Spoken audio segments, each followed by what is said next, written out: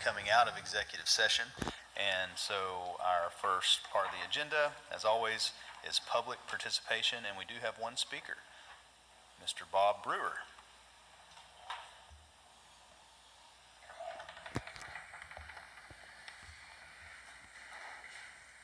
Get my smiling face out here. Thank you, board, and thank you again for this opportunity.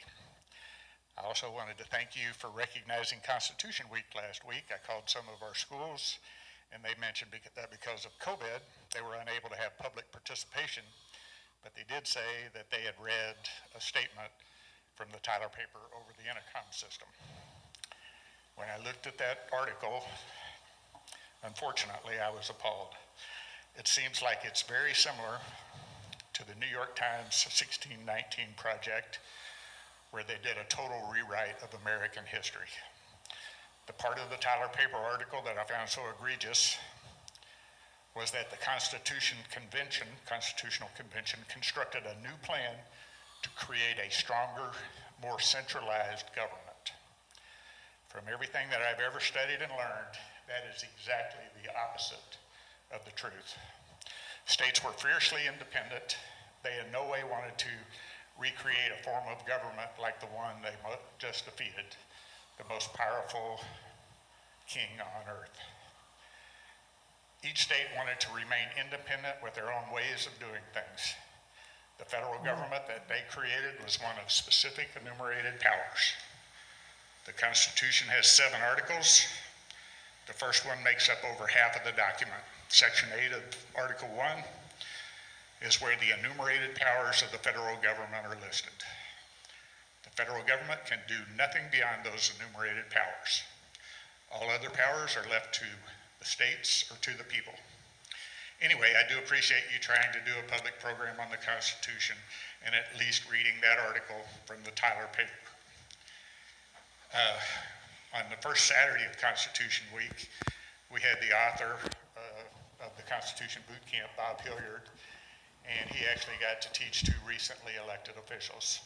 One of them said they bought all our materials and wanted to have a program to hundreds. Hopefully, as I offered to you guys earlier this year, we might be able to reach thousands of students and get the real message of the Constitution out.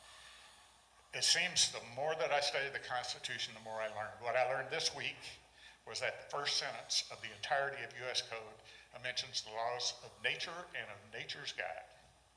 I had no clue before last week, but that the laws of nature's guide are the Bible. And that right after signing the Treaty of England, the Treaty of Paris, the first thing that our Confederation Congress did was to commission the printing of 10,000 books to be used in schools.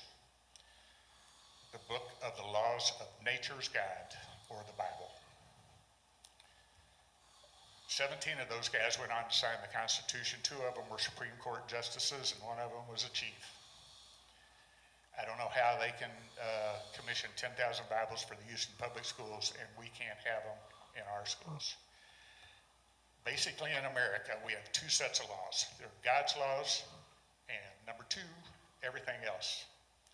As far as the Constitution is concerned, the Constitution was written solely to protect God's laws, our equality at creation, and our God-given unalienable rights, and the pursuit, life, liberty, and the pursuit of happiness. It's just a marvelous thing. It's just amazing that our founders were so wise, and the oaths that y'all have to swear are to protect and defend the Constitution, which is protecting God's laws. Oh, and one thing I didn't want to forget. Well, let's see. I don't know where it is. I forgot it. Let me see. The father of the Constitution wrote to Thomas Jefferson, the father of the Declaration, on the 50th anniversary of the Declaration signing.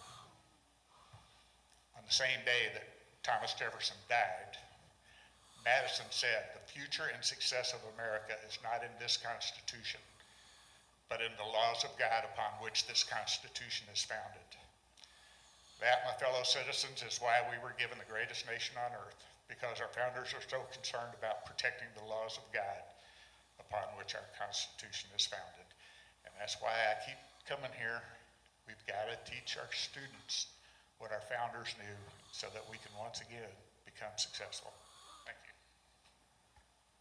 Thank you, Mr. Brewer. Okay,